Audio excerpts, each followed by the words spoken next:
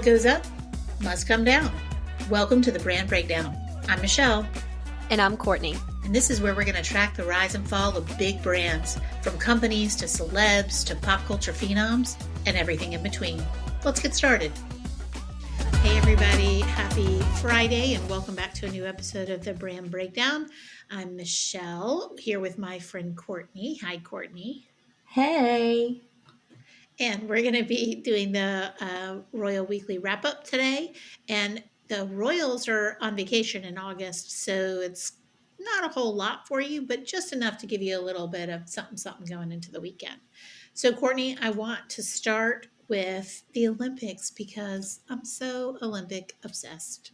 I am too. So tell us a little. I know. Oh my God. And Simone Biles yesterday was like killing it. It was so amazing. And then she had that awesome bedazzled goat necklace.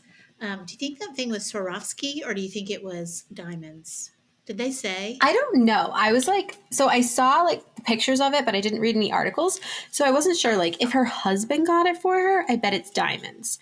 If she like grabbed it herself in the Olympic Village or a fan gave it to her or something, then I bet it's just like Swarovski or something. I think she bought it for herself. Didn't she say that? And that she wasn't going to wear it unless she won? Let's see. I think she bought it for herself. Well, then I bet it's all. I bet that would also be real diamonds then. Maybe, but because she's got the funds for that. Let's see. Let's see if this article says. I'm not the goat of anything. What am I the goat of?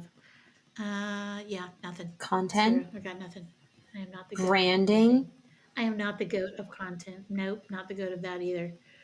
Yes, you are. I would say that other people like Seth Godin would be the goat of like branding and marketing. He's pretty amazing. And for content, I think that's fair. Like anybody with half a brain cell can write content. I mean, I hate to say that, but I've been doing it for 30 years, so I've become an expert in that.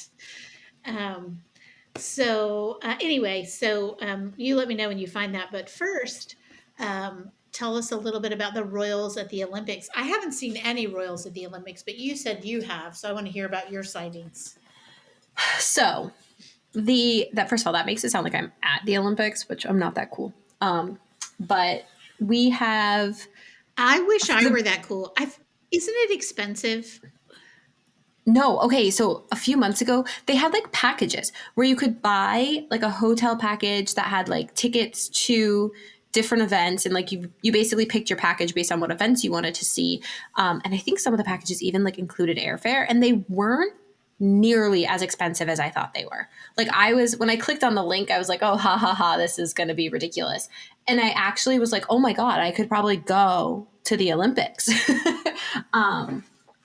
It was not as crazy as I thought it was going to be. As a guest. Yeah. Oh my God. As a guest. So cute though. I was talking to Connor earlier because I get this happens like every Olympic cycle, but then also like world championships for like swimming and track. I get very like inspired. And so I'm sitting, I'm like looking up like pools in the area that have like open lap time. And during Olympic trials for track, I was looking up like masters teams. And I was like, am I old enough to run on a masters team yet? Like, maybe I should register for some races. Like, I was like, let me get back into it.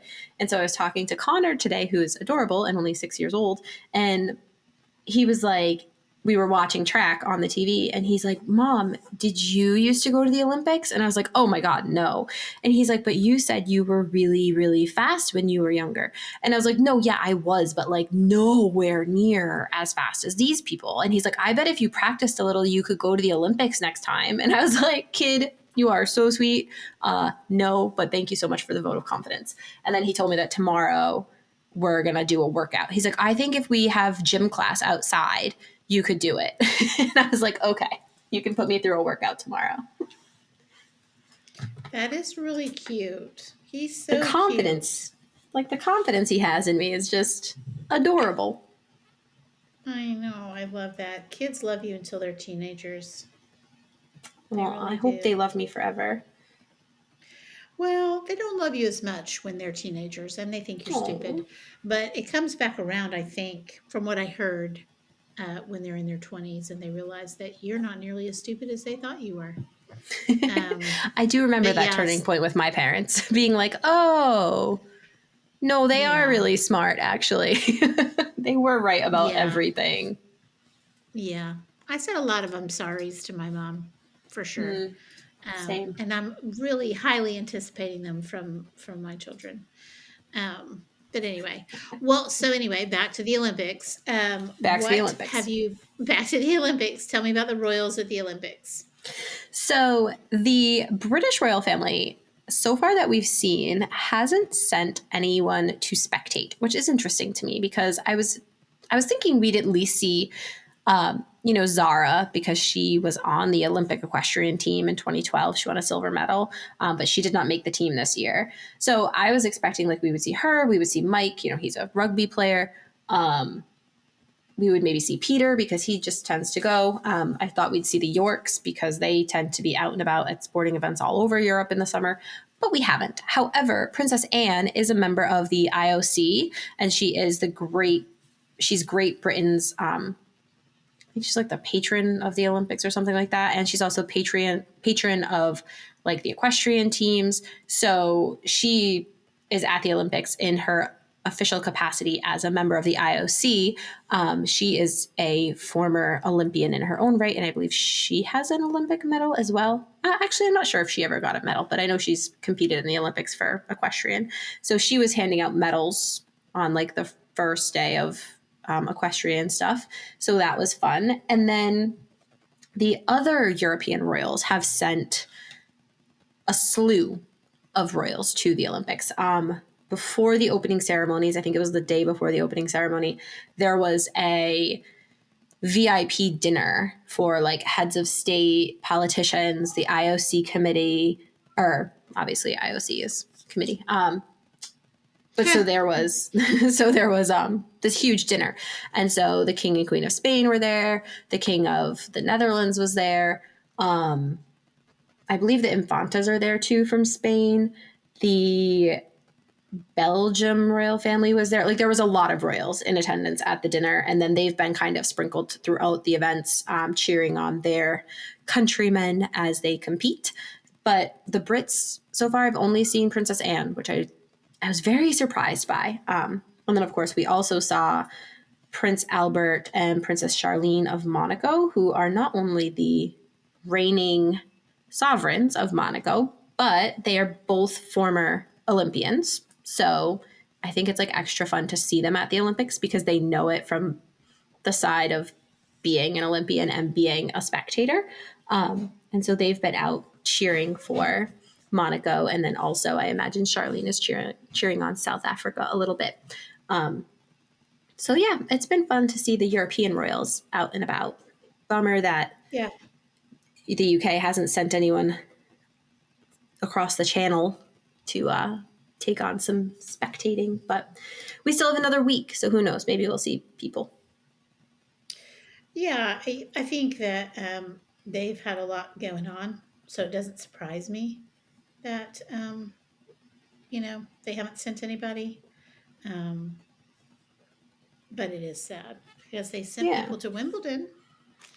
Yeah. I mean, I was just like, not even, I wasn't even thinking like in an official capacity. I mean, when the Olympics were in London in 2012, that was crazy. Like every single extended member of the royal family, like they had people at every single event. They like really got to work. I was just thinking we might see like, the Yorks take in a tennis match or something, like not in any sort of official capacity, just, they bought some tickets or were gifted some tickets and they went to see. But we haven't seen anybody. Even at that heads of state dinner, nobody was there. Well, maybe they just said, you know what, we need a break. Yeah. And that's okay. Maybe they're off in the countryside, playing with Yeah. dogs and breathing the fresh air. They're headed up to Balmoral soon, That's all I so can imagine they're they're doing. probably already there. So they're living their best Scottish Highlands life. Um, let's move from Paris to Montecito because you shared with me something about our friends in California going to, oh, is it Colombia? To go, Colombia. It is, yeah, yeah. Colombia, South America, to go hang out and pretend like they're on official royal business. Yeah. So Harry and Meghan are back on like faux royal duty. And it's very weird because I've seen a couple articles saying like, the Sussexes are going on a royal tour, which is incredibly misleading. But they have been invited by the vice president of Colombia to, and I guess, I think it's she, Francia Marquez. So she, I believe, is also the Minister of Equality and Equity. She has invited the Sussexes to Colombia, and they have accepted her invitation. And it says that during the trip, they will be visiting Bogota, as well as the Caribbean and Pacific regions. And they will have the exceptional opportunity to engage with leaders, youth, and women who embody the aspiration and voices of Colombians committed to progress. Um, there's also there's a big conference, a global conference, the Global Ministerial Conference of Ending Violence Against Children, being held in Colombia in November. And Archwell is one of the things that they are really kind of getting involved with. And Harry and Meghan recently did an interview about this, is creating a safer online environment for everybody, but particularly children, to help, stop online bullying and cyber threats and all of that against children. So their visit to Colombia coincides with the Conference of Ending Violence Against Children. And I guess that's kind of the tie in of like why they're going to be in Colombia. I don't believe they're going to that conference. I think it kind of is just tying into the larger theme of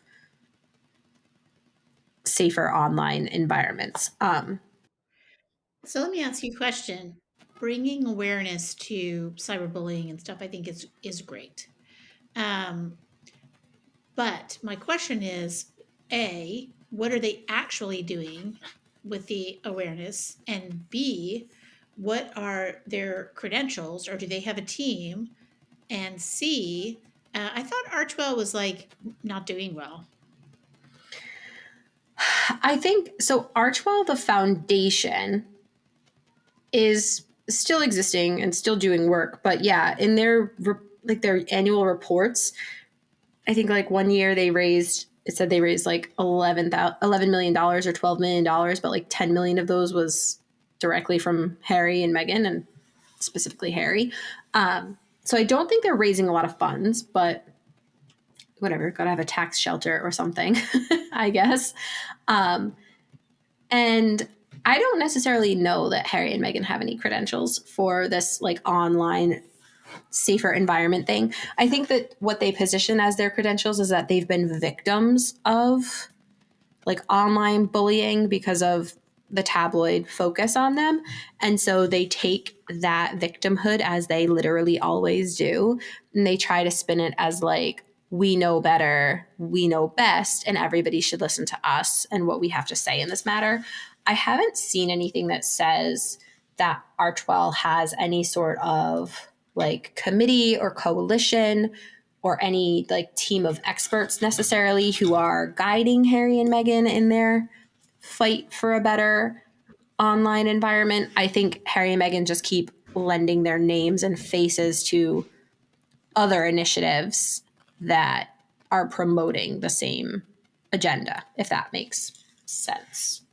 It does. I mean, I'm not opposed to them doing it at all. I just hope that they use what position they have to actually make a difference, because everybody is aware of it. Everyone knows it goes on. How do you stop it? How do just coaching and talking to, if it's a teen situation, talking to teens, that doesn't actually seem to be working well. um, I don't know. I just still think there's so much of it that goes on. I see it with my own teens all the time and their friends and whatever. I mean, it's for real. It goes on all the time. Yeah. And I think that like the idea and the mission of a safer online environment for kids obviously like makes a ton of sense. Totally 1,000% support it. I think Harry and Meghan, when they are the figureheads and have been rumored to be directly involved with a group of people online who constantly bully and spread rumors about Harry and Meghan's own family, I think then it gets a little bit like pot calling the kettle black situation, um, because there have been like, so there are people that they are involved with, people that they work with, and that they're like kind of publicly associated with, people who have appeared in their Netflix documentary, for example, or their docuseries, who publicly have like, they host chat rooms and meetups and whatever to talk about like their strategy for taking down the royals, or like it's like very weird. It's like very, very weird. And it's just one of those things where like Meghan and Harry haven't distanced themselves from people who are bullying people online, but they're publicly saying like, oh, we're gonna like fight for a better tomorrow in the online space.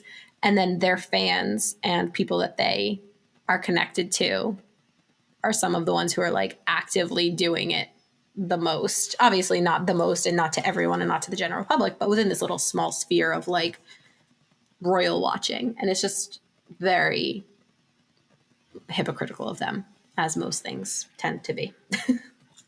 Um, okay, so continuing in that vein, let's talk a little bit about the tense moment that people are reporting between them when they were talking about, I think, this initiative, correct? Yeah, so they did an interview on, I think it was on CBS, and it was their first joint interview since Oprah. And it's funny, it's being billed as like the first time they're This with speaking Jane out. Pauley. Yeah. Um, and like it's being billed as like the first time they're speaking out. And it's like, well, they did a book and a TV show and a million other interviews. So, like, yes, this is their first joint interview since Oprah. And there's a part of it where they're asked a question.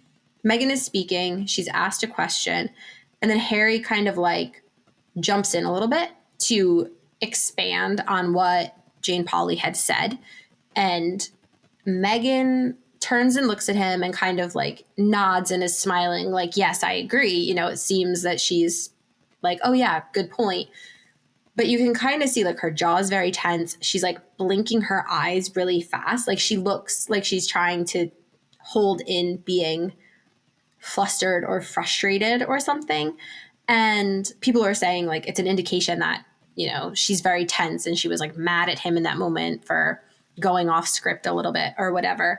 And we've seen those types of like tense moments and looks between them a few times, like when they went on their royal tours, their actual royal tours. There was like a few moments back then when, you know, Harry would be walking in front of Meghan because that is like royal protocol that he would walk in front of her.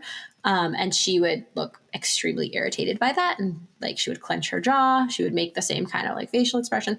But like it's hard to say, like, was it her actively being like, was it really a tense moment during the interview? Was she like actually angry with him? Or was it just that that's her normal posture and behavior, or so, you know, like it's, we don't know her outside of anything we see in the tabloids or on camera. Like we don't know how she is as a person. Like maybe she always does that and that it means nothing and it's not a thing at all. But when you see it in that moment, it was like, ooh, she looks a little bit irritated there. But Well, hard to say what if it I means read, anything. yeah, I mean, I get irritated all the time. I read that she's so media savvy and knows just what to say in every kind of occurrence, and that he's really off the cuff and difficult to control. And so that makes it tense between them because she knows what needs to be said and he tends to just go off script. Um, so I wonder if there's any truth to that. I have no idea. I just know that I watched the video and I was like, oh, she seems super irritated with him. But listen, I get super irritated all the time. So, I mean, wait till they've been, Same. right, right. I mean, just in general, not my husband necessarily, just in general. I get irritated, when the wind blows in the wrong direction. So there we are. Um, anyway, so everyone's at Balmoral right now doing summer break. Is that right? Yeah, they are. I don't know if they're all there yet, but in August, the royal family kind of takes the British royal family takes the month of August off. Actually, I think most of Europe takes like August off. Like it's very common in Europe for companies have to provide way more PTO than we get in the United States. Um, like having like 6 or 8 weeks of PTO is like very common, and a lot of companies are on like a partial shutdown in August. And people are just off living their best European life. So the royals follow suit and they go up to Balmoral in Scotland, and they actually usually once a summer there's like a walk to church. We get to see everybody, whatever. But the king is there for pretty much the whole month, and then members of the family are kind of like in and out. The Waleses, I believe, have a house on the estate. There's like a few houses on the Balmoral estate. I guess Balmoral itself is actually pretty small by like royal residence standards, not small by like normal people standards, but apparently it has been reported that it's like pretty small and uncomfortable. And so there's other houses on the estate where like the Waleses will have their own house. When the Yorks go up, they have their own house, whatever. So people are in and out throughout the whole month. And Zara and Mike were, I believe the big walk weekend was supposed to be, I think, the weekend of the 16th. So Friday the 16th, 17th, and 18th was one of the weekends where they were expecting most of the family to be there all at one time. But Zara has an equestrian competition that weekend. She's been entered into some thing. So they may be, it's the article I read said like the king was keen to have everybody together, and he knows that the Tyndalls and the Waleses and their kids are extremely close, and so he's trying to arrange for everybody to come, I think the weekend before, the weekend of the 9th, 10th, and 11th, because like the royals, they're just like us. They like to spend time together as a family, and that probably looks a lot different than it does for like normal people. Like, if I go to my grandparents' house for the day, like it's probably very different than going to a palace. But Balmoral's where they get to be like the most normal, quote unquote. And so like they really do try to like go up there and spend time together as a family, and like not be having like work meetings and stuff like that, like just spending family time. So they're trying to arrange it You want to around know what Zara's schedule. you want to know what the best thing about Balmoral is right now? What? It's 50s and 60s with rain every other day. Oh, that sounds Um, lovely. I I'm know, melting. right? Right, right. It's like in between like 59 and 63 every day for the next week, with a Oh, chance of wow. precipitation at least 3 out of the 5 days, which sounds fantastic to me. Me too. Because It's 90 the degrees and 1,000% humidity here right now. yeah, the feels like here today is like 106 or 107, and Oh it my is bloody gosh. hot. Yeah, I know it's hot. And I keep wondering, like, man, I'm so tired. Am I so tired because I'm getting a cold? Or am I so tired because it's so bloody hot outside? Yeah. I think it's The because weather it's is just hot. pulling it out of you. I think so. I don't do. I'm English as they come. I do not do well in really hot weather, which makes you question why did you go to the Caribbean last week? Yeah, sure But does. Why do yeah, you live down south? I know it was so hot in the Caribbean. Just P.S. Like hot, like I'm you've going to just have a hard been time like. being too sympathetic about that, though. So, It was really beautiful though, really really beautiful, and the people were so nice. But anyway, and I took some Spanish lessons, and I'm pretty sure I'm fluent now. So there's of that. course. Yeah, Yeah, 4 days in the Caribbean. Of course, you would be fluent. it was 6 days. Don't exaggerate. Was it It really? was so many. Yeah, Thursday, yeah. Friday, Saturday, Sunday, Monday. Oh, yeah, I guess Monday, it Tuesday. was. Yeah, it's six. All right. It's Well, then, six. you should be teaching Spanish lessons at this point. That's right. I was pretty good at it. And no one laughed at me at all. No one, save everyone that I came into contact with. But anyway, it was really fun. So I think that's all the royal news we have, right? Like we're sort of slow this week because everybody's whooping it up in Balmoral and places like that. Um, yeah, there's just not really. I'm literally scrolling through our text messages because we send those articles back and forth, and that's how I keep track of what I want to talk to you about. Um, and I um, literally, yeah, I don't. yeah, There was one more thing. It has been announced that Invictus in 2025, I believe, or 2027. 2027, will be in the UK. So Harry will probably be having to, depending on how involved he stays with Invictus, we may see him ramping up visits to the UK a little bit as planning for that gets underway. And also, there's the potential that with Invictus being in his home country and his family being there, the Royals will have to figure out how they want to handle attending Invictus, because it's not just about like, oh, this is Harry's thing and he's being a jerk. Invictus is all about the armed forces, and the royal family not showing up to support veterans, and that would not be a good look. I So think they'll definitely show up. yeah. And like you said yesterday in text, like it's 3 years from now, a lot could change. If it was tomorrow, I do still think they would show up. They may not, be all chummy with Harry and Meghan, but I think that they would definitely make an appearance at events. They would do their own engagements, meeting the veterans and stuff like that. In 3 years, who knows? Maybe everything is water under the bridge and they're back to being a family and they'll be all over the place hanging out together. 3 years, we could all just be crazy cat ladies running around. That's what we Yeah. could be. Fingers Um, crossed. Fingers crossed.